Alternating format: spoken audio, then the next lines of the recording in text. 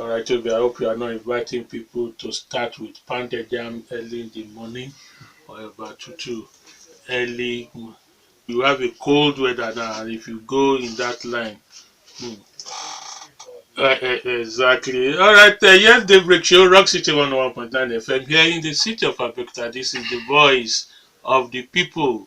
Citizens Forum this morning will continue in the Democracy Week. Well, celebration, whatever you want to say it, but what we are doing is the analysis, x-raying, reminding us of what has gone well or not, how far we've been able to do this journey of 6 years of the Senator Ibikunle led administration 2011 to 2015 and 2015 to 2017. This morning it will be education. I remember clearly we have it on tape. Some of the major areas, promises made, and focal point of that administration in terms of education. First, it was a campaign promise, free education at primary and secondary school level. And for the tertiary, the school fees will be halved from what was inherited. And another thorny, hot top issue inherited that was on before he came in 2011 was the issue of the return of missionary schools to their original owners. And perhaps the third very vital area of the Amosun administration, it wasn't a campaign promise per se, but it became a policy trust as soon as he became governor. The issue of model schools. He's built them. Are they on? Are you satisfied? Where are they? What is the level of its impact on education? And the general overview of the different fresh education policies in the state. That's what we'll be looking at. Citizens Forum, Daybreak Show, Rock City 101.9 FM. Dele Ayodo is my name. So first, we have former permanent secretary, Ministry of Education, Alhaji Chief, Doctor. All right, Isola Ambali, welcome to the program. Thank you, Dele. All right, and we have Honourable Layi Karunwi. Honourable Layi Karunwi is also joining us this morning on the program. Yes, we are all stakeholders, including those of you listening. Yes, that's the truth, stakeholders, because I know many of us. You have someone who is attending these government schools, either at the primary, secondary, or tertiary level. If you are not a parent or a guardian, for sure, you will have someone who is facing it. Let's start from Alhaji Ambali.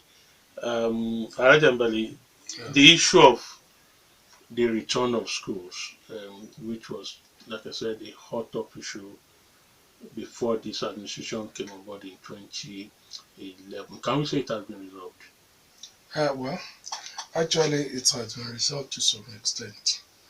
The government did at that time, that is the previous government, did promise to return.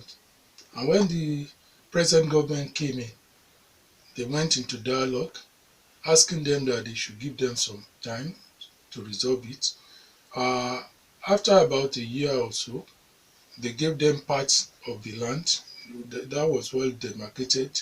They have for the private as well as portion for the public. So they are coexisting. Although initially His Excellency's view was that those children should be moved to the schools that were to be built. Those are the model schools. But along the line, some of us find out that the proximity to the schools where they are going to move them will not allow them to. So what we now agree on, well, the private should have their own, they coexist within the same vicinity. The private, they are developing their own, that is those organizations that they promise that. And then the public are still having their own, so they are just working together in the same compound.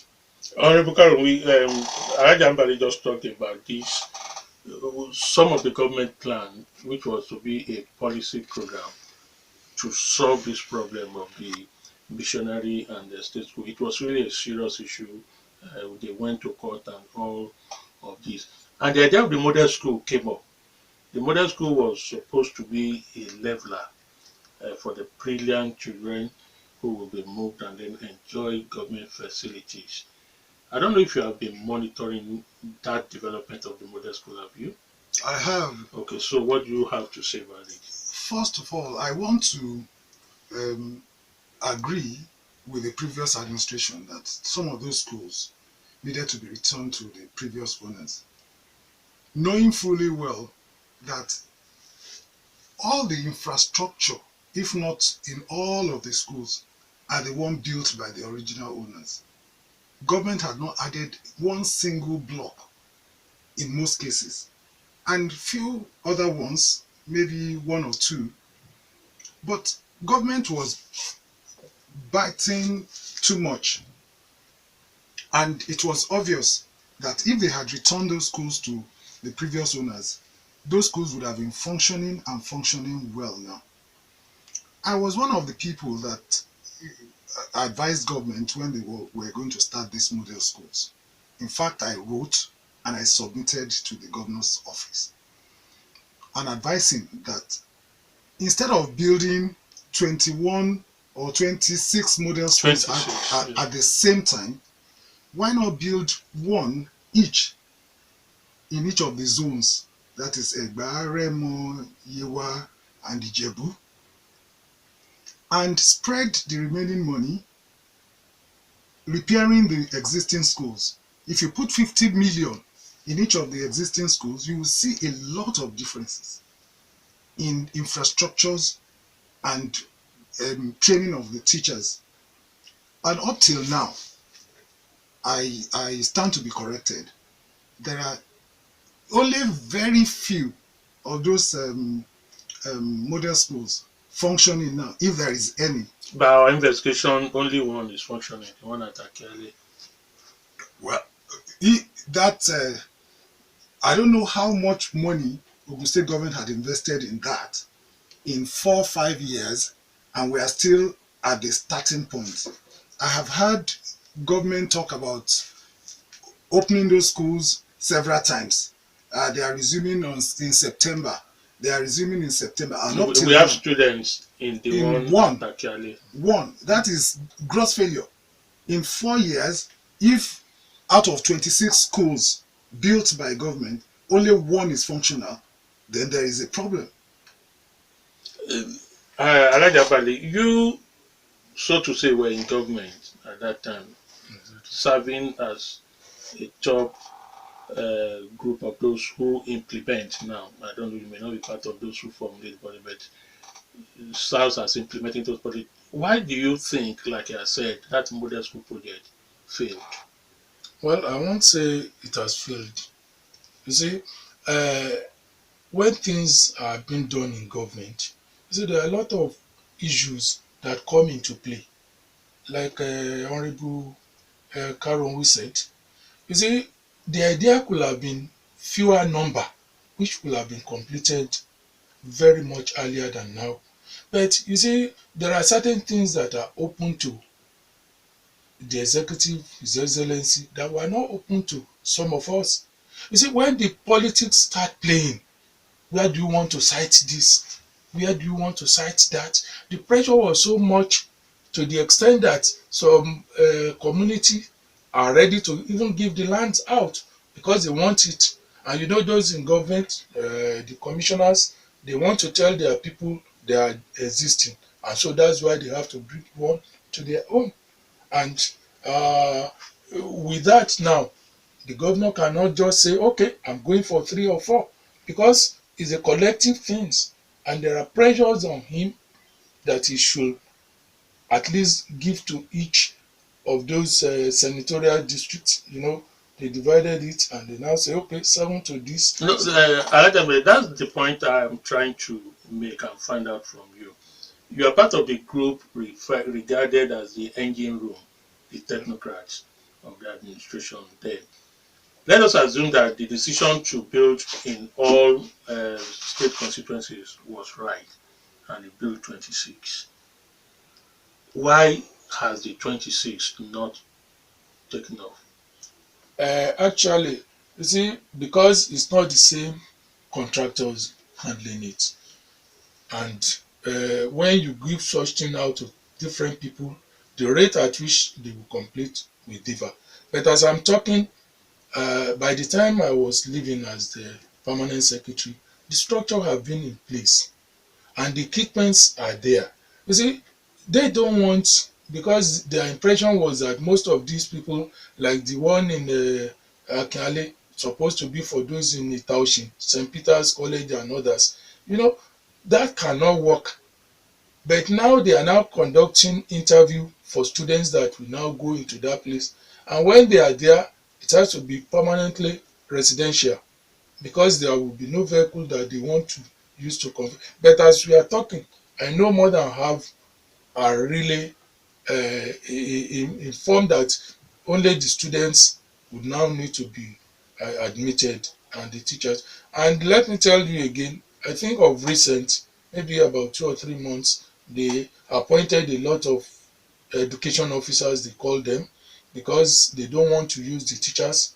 The plan was that they would be like a Ayetoro comprehensive high school model, where the teachers will be education officers. They can go to the field and come back to the ministry. And even the principal of that would can become a permanent secretary because he will be an education officer. You see, they have recruited, and I'm sure before the new season, because I think they have about, they recruited a good number of them. And I'm sure by September, they will be able to send those one to the field to go and man the other areas.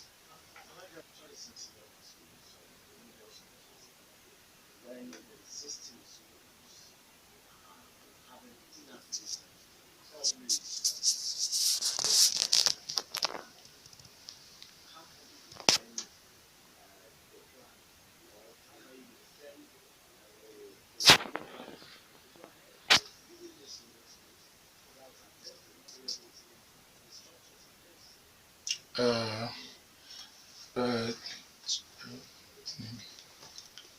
uh, Let me tell you specifically, you will recall that when the present administration came in, they renovated some schools. Yes, yes. In all the local governments, in the first 6 months of their coming in, they renovated some schools. And I want to let you know that it's because of the pressure that they have to move out. When I was the permanent secretary, I was one of those who advised uh, uh, the commissioner that he need to go and tell His Excellency that they cannot rush out these pupils because the organizations and those who own that school wants to leave them because they are ours. Then once that one renovation is being done at the same time with the new school, there are some schools I know within that 3 4 years that I was, there was no year that we didn't renovate. And then again, there's counterpart fund from the federal where they build new buildings for GSS 3. You know, GSS 3 and the primary school are now together because they count them as part of primary school. So they are building schools for the junior secondary schools. It's only the senior secondary schools that they expect the state government to be providing infrastructures like the building. But for the junior one, they still get money from Subeb, where they now, I know that every year they build additional classrooms for junior secondary schools and primary schools. Well, Honourable but Karunwi. Okay. I am of the opinion, and that was what I said earlier. If obviously there will be pressure for every member of the House of Assembly to say that I must have the school, one at least one in my constituency. But it is always good for government to have a policy that runs in phases. For example, if they have built 4 for the first phase, and immediately after the first phase, the schools becomes functional, then you can begin to build another set of 4. And that way, even if they had not completed the 26, if there were only 12 that are completed, the schools would have been functional. I have a problem with politicizing education. Education is gone beyond politics, because that is the bedrock of any meaningful society. And when you get it wrong, or when you mess it up, the whole society is messed up. For example, helping Alhaji Ambali out. You see, let me tell you, politicians have a way of having things done. When they come, the pressure will be so much, and the civil servants will just allow you have your way. But sometimes I beg them, they should put their foot down on some of these issues, so that at the end of it all, they will be vindicated. We would always come with our politics. You understand? But advise us right. Let us take a decision on our own, whether rightly or wrongly. But you would have put your foot down, saying this thing that you are, where are the funds? If the funds are not available, don't embark on 26 schools at the same time. If they had put half of the money put on those schools halfway now, the one at Idiaba is yet to be completed. The one on Kobakwe Road, painted, I don't know what is inside of it. For as long as it's not functional, it is empty. And that is my view. Now, Alhaji Karunwi, will I be right to still refer to you as a politician? Yes. Okay, good. Now, if that is so, you as a politician, you know the problem any incoming administration will face, except the coming administration is an anointed one. Many information will be shielded away from it. So they are fully not aware of where they are going, what they are going to see. That is the practice that we've been seeing, rightly or wrongly, here. Now, if we now use that as the premise, when this administration was coming in 2011, he was unaware of the situation on ground. And then there is this campaign promise of free education that has moved in. And if you look at statistics of enrollment, school enrollment, it has really increased for close to 200%. If you look at 2011 to now. If we want to assess this administration from all this I've said, he has just reneged on that campaign promise of free education. Some people have said, indeed, there was no free education right from the onset. Will you not say he's done well to hold on to that for about 6 years? Let me first of all tell you that informations are available to politicians at all times. Of course, when they were criticizing the previous government, they had facts. They were telling us they were owing so much money. They were telling us that they were stealing so much money. They were telling us that this is bad, that is bad. So when did you now stop having information? Is it when you became governor that you now lost all those information? That is not true. It is just the fact that we lack the ability to continue good works, because we want to destroy the administration before us. We had to abandon all the things that they had done to start on new ones. Unless we begin to imbibe this. No, there was no free education in the past. My dear brother, my dear brother, you see, that word free education is contestable. You see, leave this stuff of free education. Look at what we have now. You understand? What is free about it? Students still pay, even though they said it was optional. But you know that the moment you don't pay, there's a problem in school. If other students pay and you don't pay, of course your teachers will harass you. Your principal will walk you out of school. They might be discreet about it, but the fact remains that Yes.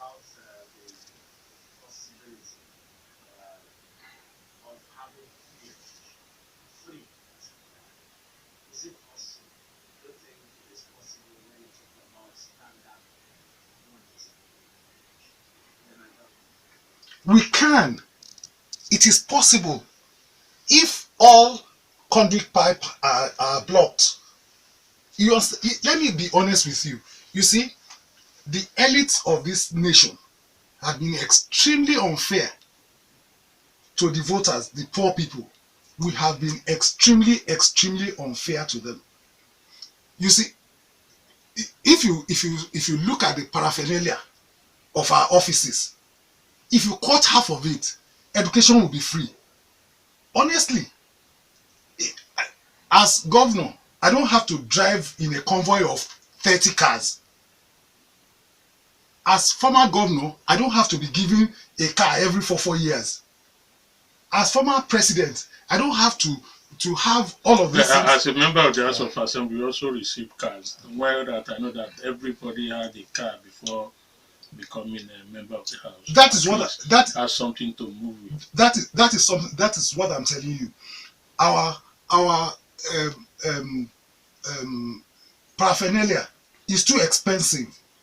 All the things that is provided for us are crazy. Let me be honest with you.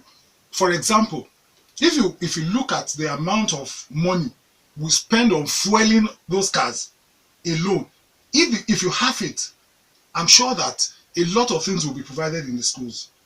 But you see, for as long as I am the person benefiting, I will not criticize. That is our style. The moment the senators leave their offices, you will see that they will criticize the next legislature. The moment you are out of office as governor, they will talk about security vote of the present administration. You understand? But while you are there, what did you do?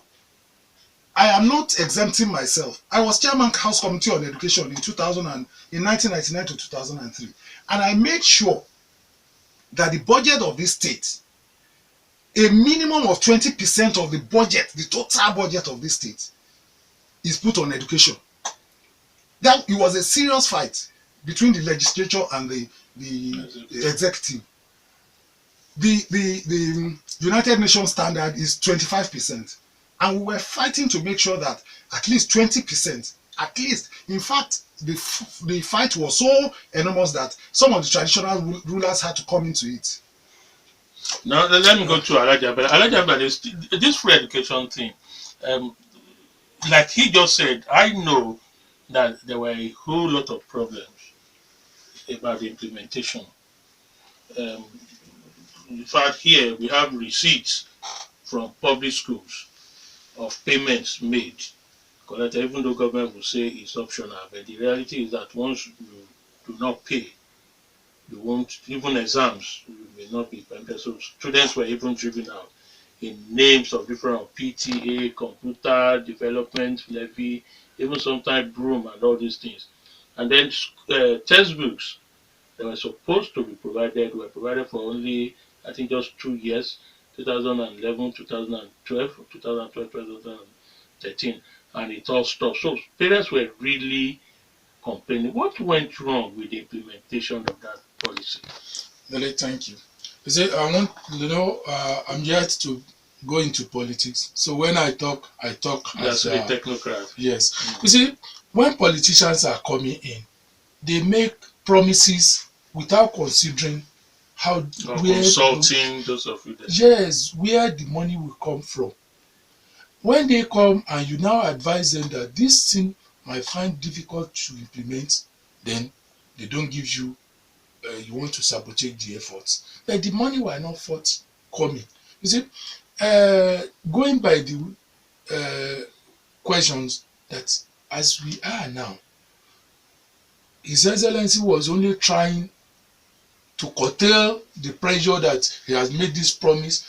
You find out that the last 2-3 weeks ago, now that they did the education summit, they came out with what we have suggested to them 4 years ago. But they said, no, you people, you want to run our So you the have government actually told the government that paying WAEC fees and this thing will not for a work. long time, but they will not agree because of the forthcoming election, that people will use it against them and all that. But we know that the funds, I mean, we were just coming out of recession. Where will the money come from? He won't go and manufacture the money himself, but he wants to. Actually, what we are saying, as presently, to me, there can't be full Free education. free education. And apart from the other things that come into, we see, look, if you Dele, if you give your child 10,000 naira for exam fees, you want to ask, are you not reading for that exam? If you fail, oh, I will nearly kill you in this house. But even the children will tell their teachers, tell their parents, after all, it's Amosun's money. Is it your money? You see some of them that will say, because there are no commitments from the parents and they just believe the, you see, as long as we don't face the reality, in fact, the one you are referring to that they were paying, before His Excellency could agree, it took a whole more than a year that the PTA are saying that this thing will collapse unless they do. Then say, okay, if you are the parent teachers association that you want us to do it, then you are going to go and write me a letter, explain to me, so that it won't come and say it's the government that is doing it. That's why they are now asking them to. And if not,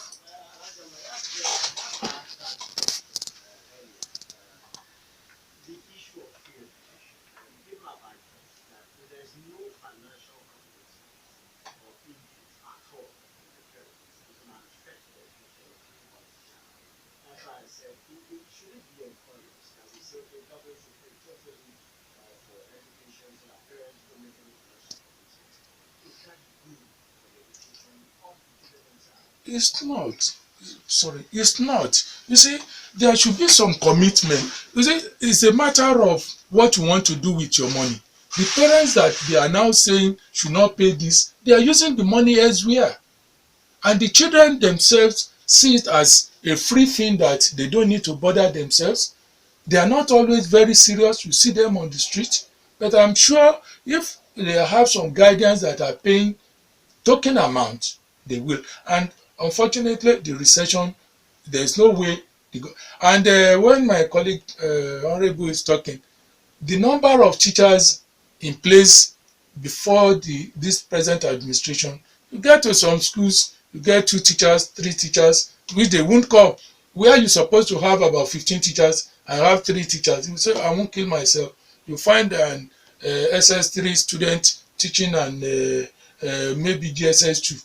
I say, he's a brilliant student. He's taking the junior class. You see, the commitment now, the number of teachers they are taking, when they talk about education finance, go and see. More than 80% of what they are talking goes for recurrent teachers' payments. Alhaji Karunwi, with what you have said, as a parent, do you think it's a deceit when politicians promise free education? You are just saying it's possible. You are just saying that it's almost not possible at You this see, stage. unfortunately, a lot of what benefited from the free education of Chief Obafemi Awolowo. You The did you situation, benefit? I not never directly, I benefited. didn't benefit, but a lot of the elites that are running things now, people 60 and above that are still running government of Nigeria up till today, you understand, a lot of them benefited. The situation I at that think what time, it did for us then is that it permits parents at that time who do not believe in education to now let their words go into this. So I never benefited from day one, but I know that it expanded the interest of people wanting to go to school. So why should people, politicians, still use that, whereas they know it's not possible as a well, campaign promise? like I was saying, you see, the situation at that time was not the situation, is not the situation now. I want to agree. So why are we still using it as a campaign promise? Because that is the cheapest method of getting votes. Let me be honest with you. They know that the finances of the downtrodden is bad, and they want to give them an impression that we can take some of these burdens off you.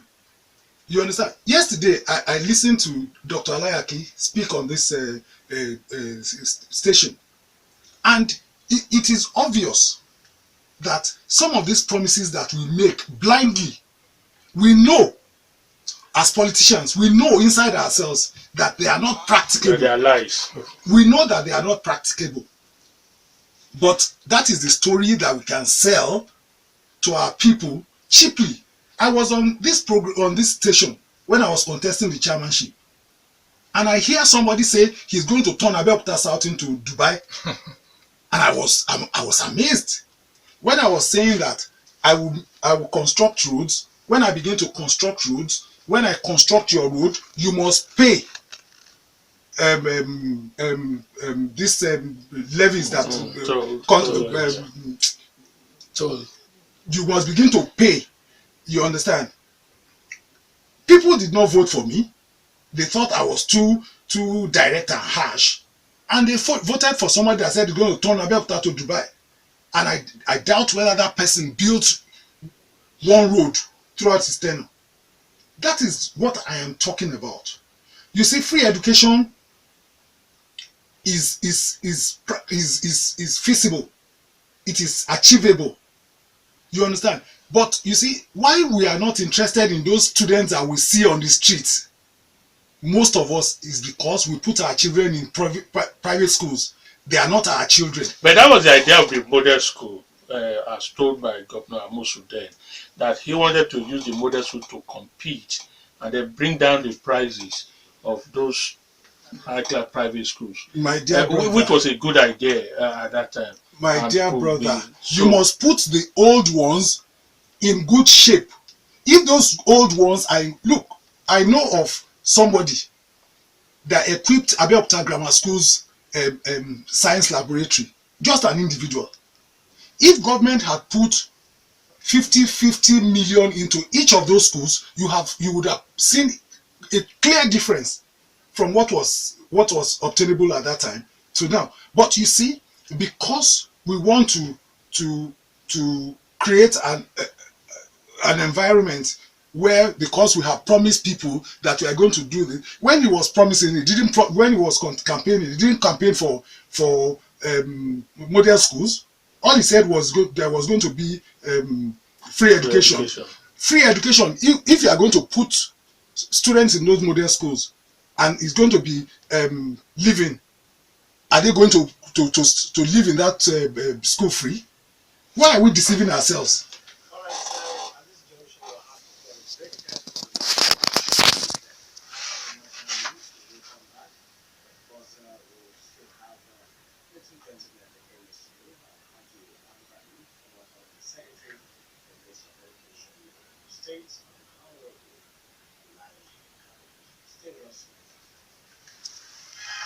And FM. Yes, Citizens Forum this morning continue with the Democracy Week, 6 years of the administration of Ibukunle Amosun, and specifically this morning, the education sector. We have with us the former permanent secretary, Minister of Education, Alhaji Isola, Ambali, and the former chairman of the House Committee on Education, the say House of Assembly, Honourable Layi Karunwi. Yes, a lot of issues so far discussed.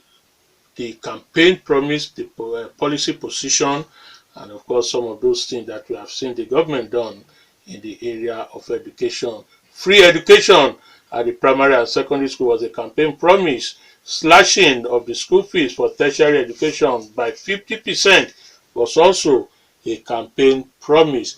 And the issue of the model school, yes, this was a policy thrust of the administration.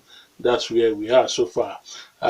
Should we permit straight away the listener to have his own voice? Let's get what you think so far. Questions for these two gentlemen that are here with us, and your own overview of the education sector 2011 to 2017.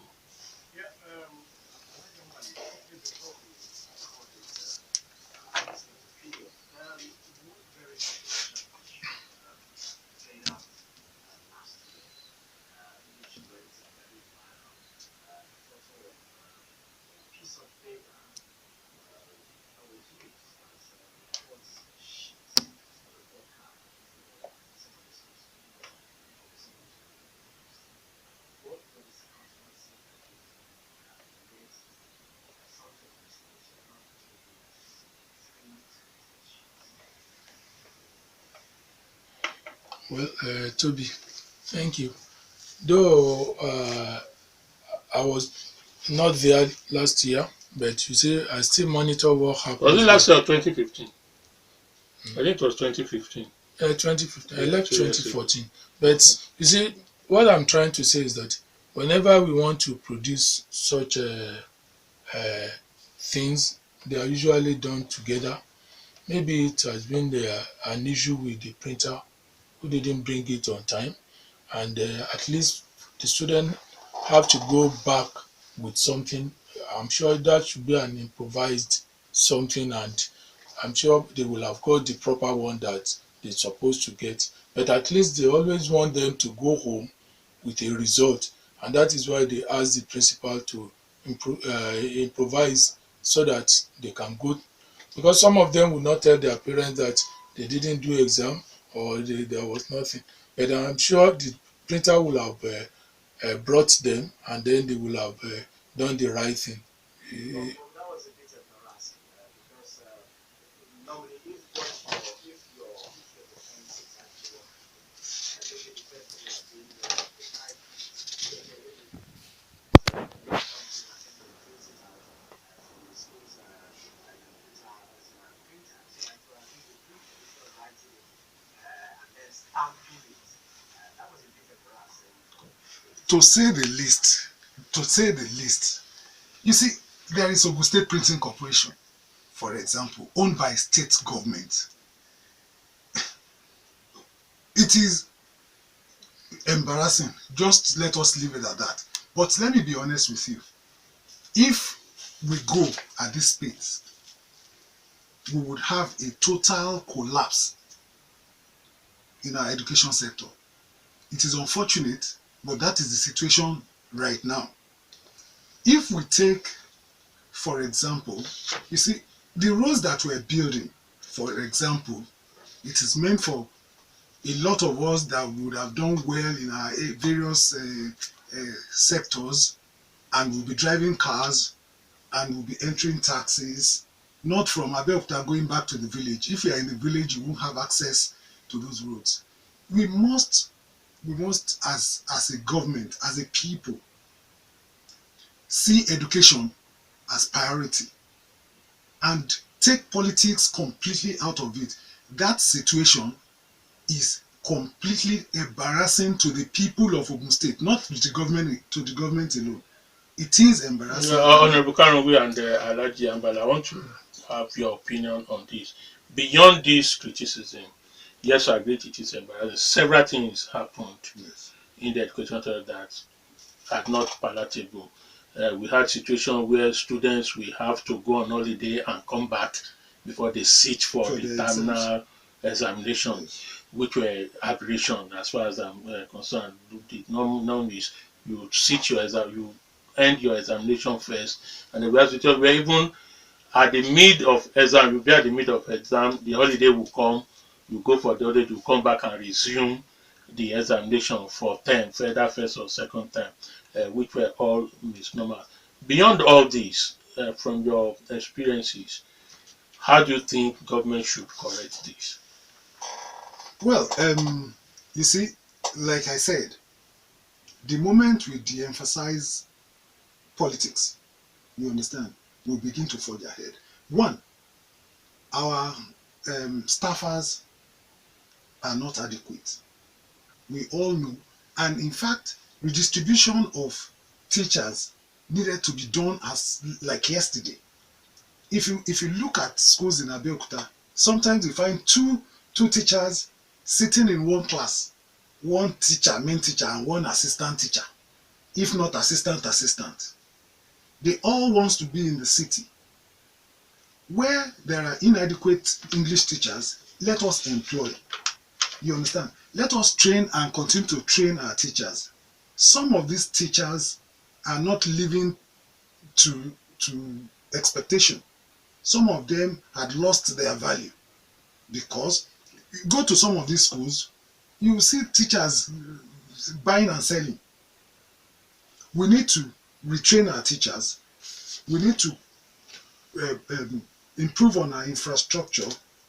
We need to, as a people, take our destiny in our hands. If we see our students on the street when they are supposed to be in class, we need to check them. They don't have to be our parents, our children. What? You understand? We need to, because if we begin to do these things, we will begin to streamline some of these inadequacies. Because when I drove on Idiaba Road today, and I saw the volume of students going to school on that axis, and I was amazed that if this volume of students are going to this few secondary school, Ilishabi Grammar School, Baptist Girls High School, Abeokuta Grammar School, and the rest of it, you can imagine Ibarra axis. You understand? But if we see them walking on the street and on holy hour, we should accost them, take them to that school, and find out what is wrong. Okay, Alhaji Ambali, can I also have your? Well, thank you, Dele. You see, like I said, we need to depoliticize education. Even the staff is referring to, you will see some teachers that will tell the principal, I will see you out of this place. Because why? By 7, 8 o'clock in the evening, he's already with the politicians and reeling out a lot of lies about that principal. You see, the following day, somebody will just come and meet the principal and say this. You see, naturally, such principals will be afraid of even disciplining them. So if we don't listen to what some teachers that are not doing well come and tell them.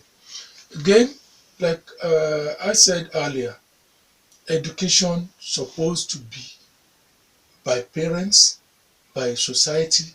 You see, a total education is what we require in this state or in this country. When you see a child that is doing what is not proper, you can easily tell, look, what you are doing is not. We know in those days, when you meet a child of Abeokuta Grammar School on the way and say, look, I'm going to report you in your school, I'm sure he will be begging you. He won't run away, he will be begging you, please don't report me. But sometimes when you see them now, they say, go and tell them, what will they do for me? So I want the parents to also have the mind and say they will put, no matter how little, apart from their own time for the children, then commitment. Money is commitment. The politicians should stop deceiving us. What is not possible is not possible. And let them tell them that, look, this thing, let them talk of qualitative education and not quantitative. To be ready to pay Yes. for good things. Yes. Let them, okay, how many of those teachers in public school have their children in those schools? All right, let's permit our listeners to join us at this point 080 Well, thank you. Olushola Johnson, Tunde Omolaolu, Kayode Olumide, Segun Ismaila. I would like to compress the questions and comments. You see, truly, I want to agree that when we're in office, the benefits that accrue to our office, we don't complain. And when we're out, we tend to complain. I must confess to you that when I was in the House of Assembly, there were no official cars. We used our own cars. For the 4 years. For the 4 years. And we did not complain. I want to agree that, well, the work in the House of Assembly is quite enormous if you know what you are doing. For those that do not know what they are doing, you understand, they can fly around town and enjoy it while it lasts. But for those of us that knows why we are there, we had to do what we had to do. But sincerely, for example, the pressure that we were talking about, why didn't Mr. Governor construct roads in every constituency the way he's constructing roads in Abeokuta? If they had these schools to be built in phases, and he had built 4 to start with, or 3, and after completion, he goes on to the next one, that it would make a lot of sense to me. as an individual, and I'm sure that to quite a number of people, that will be the same. Constituency allowance is an aberration, is fraud. I don't believe in it, and I will never subscribe to it. All right, Alhaji Ambali. Well, thank you. Well, for the first caller, they're talking about the counterpart fund to UBEC. I said earlier that I know when I was there, and I'm yet to find out why they have not been paying back, because they always pay. Because once you pay certain amount as counterpart fund, they bring you another one. They actually paid till 2014. Okay. If they actually paid till 2014, maybe because of the paucity of fund, but you see, when you get this counterpart fund, they have specific things they want you to do with the money. So if you feel your priority is not what they ask you to use that money for, maybe you may not access it, because you cannot get that money and spend it the way you want. They will tie it to a particular project. And if you find out that that project is not your own priority, you may say, I don't want it. Okay. Then for the constituency, there's nothing like that. If you want to be a legislator and talk about how to. Alhaji, but you may not know that you've never been one. So those of them who are in that constituency. We will know. Then for the Gavar that is talking about the technocrats, I can tell you that we advise the decision is now left to the politicians. Because even when we argue with them, we send memos to them, the question is, we know more than you do. There are other things that are not known to you as a technocrat, as permanent secretary. People don't come and tell me what is not. People can go to the commissioner and, so to say whatever they like. They can go to the governor and tell a lot of lies, but to us, we will give them the true position. But because of other things that they will consider along, which we may not know, they will take their decision. All right, can we check out the messages, Tobi? Let me quickly say to our listeners that if it's a government policy that all of us in government must put our children in public schools by force, you will see a lot of improvement. I am so sure of it, because the moment you know that your children, your wards are in that school, public school, when our technocrats come with meaningful, of course their own children will be there too, we will all face it squarely. In fact, that is something that we should all clamor for. If you are going to be governor, your children must be going to public school. If you are going to contest for the House of Assembly, show us proof that your children are there. And most importantly, you see, you asked whether politicians know that. Some of them are like that. They want to tell you what you want to hear. And even those of us are like that. We want to hear what you want to hear. You understand? And so when they tell you what you want to hear, some of us will tell you to your face what we think is right. We are not. Some of us do not want to hear what they should tell. We are not class of knowledge, but the things that we know, you might not know. Alhaji Ambali, centralization of exam. Well, actually, when we were there, we made moves. Like I said, there are other considerations. Centralization, yes, is good, but first term, second term, third term, it becomes monotonous. But because, you see, why we insisted then was that some of these principals were not upcoming. They were not doing what they're supposed to do, because they were the one conducting it. And when we were even... Who is supervising schools? The Ministry of Education. Okay. So if by the time they now say, okay, the schools should not have so amount of money to conduct first term, second term, the third term, everybody will know this is a promotion exam. You will have groomed your children. Then the state government will have done that. But because if you don't allow the principals also to come up, the fear that they will leak it, some teachers will go and teach the students what is likely to come out. When they set questions in schools, they will go and tell them. So that's the reason why they felt it should be centralized for first term, second term, third term. But I felt third term which will be the promotional one. If they allow them, now there are discipline in school. If a principal or a teacher is involved and is sent away, others will now uh, won't do that again. But if you are saying that they will do it, they won't do it properly, and that's why we have taken it away from them, then we are not assisting them. Okay, let's go back. The educational summit, and we had several summoned papers, written documents. What strategy should government use to ensure that many of these recommendations works? Well, actually, is it that we don't have those who implement it, or those who will break them down, simplify it for understanding? Definitely, I'm aware that most of those people in the Ministry of Education were deeply involved, and so the implementation might not give them much of the problems. The usual thing is that we will only need to tell the politicians not to intervene.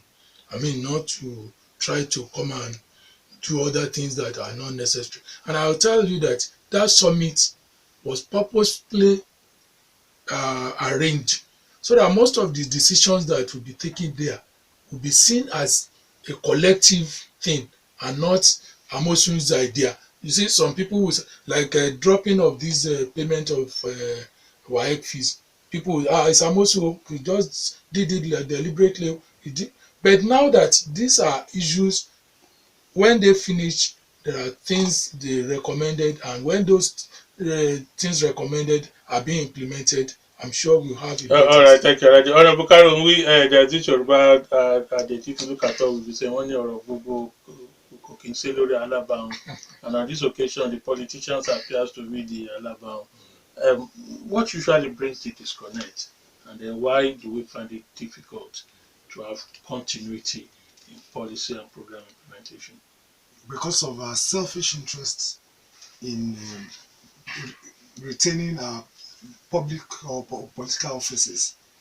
That is the main bane. But you see, don't let the civil servants exonerate themselves. If we want to be sincere, all hands must be on deck to make it succeed. You understand? We cannot do it alone. Are you saying civil servants are also not sincere? They are not. Or most times they are competent. But you see, because sometimes too, they tell us what we want to hear.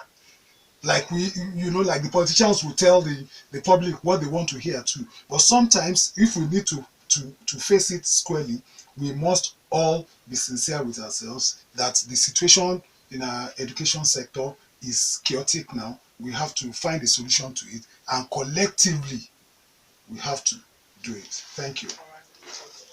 Yes, it's our duty to be the watchdog and your voice. So next week, as we've done this week, looking at the different sectors, yes, we'll bring up more of these sectors that are of urgent or matter of, can you let me assist me? The parliamentary word. Matter of urgent public importance. Yes. So all of you from next week, honestly, including the question, who should succeed Amosun? Just stay tuned to Rock City 101.9 FM. I say God bless you all. God bless Nigeria. God bless Rock City. Dele Ayodo is my name.